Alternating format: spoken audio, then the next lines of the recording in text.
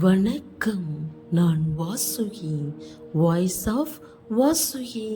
நம்ம சேனலை தொடர்ந்து பார்க்க சப்ஸ்கிரைப் பண்ணுங்க, லைக் பண்ணுங்க, ஷேர் பண்ணுங்க. இப்போ நம்ம பேசலாமா? ஒரு தாயின் ஏக்கம். ஒரு காலத்தில் இந்த வீடு முழுக்க சத்தமாக இருந்தது. என் பிள்ளைகள் சிரித்த சத்தம், அவர்களுக்காக நான் ஓடிய காலம், அவர்களுக்கு சாப்பாடு ஊட்டி தூங்க வச்சு ஒரு நிமிஷம் கூட நான் சோர்வா இருக்கல. ஏன்னா என் பிள்ளைகள் தான் என் உலகம். என் செல்ல பிள்ளையை அழகுபடுத்தியது யார் தெரியுமா?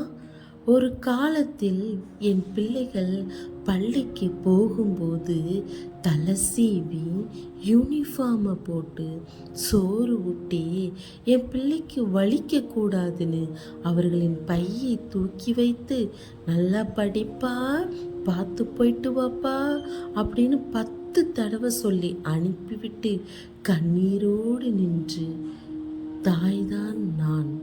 ஆம், என் பிள்ளையை அனுப்பிய வழி. என் பிள்ளைக்கு ஊர்க்கண்ணு படக்கூடாது. ஆம், அவர்களின் சிறிய கையை பிடித்து நடக்க கற்றுக் கொடுத்தேன்.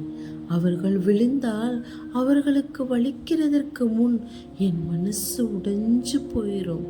எனக்கு வளைச்சாலும் பரவாயில்லன்னு தூக்கி சுமந்தேன். அவங்களுக்கு உடம்பு சரியில்லைன்னா எனக்கு தூக்கமே இல்லை. ஊருக்கண்ணு பற்றுமோன்னு பொத்தி பொத்தி வளர்த்தேன். இப்போ என் பிள்ளை எந்த ஊரில் இருக்கோ? என் பிள்ளைங்க சிரிப்பு சத்தம் எங்கே? என் பிள்ளைகள் சந்தோஷமாக சுற்றி திரிந்த இந்த வீடு. ஆனால் இன்று இந்த வீடு அமைதியாக இருக்கு. அவர்களின் சிரிப்பு சத்தமும் இல்லை.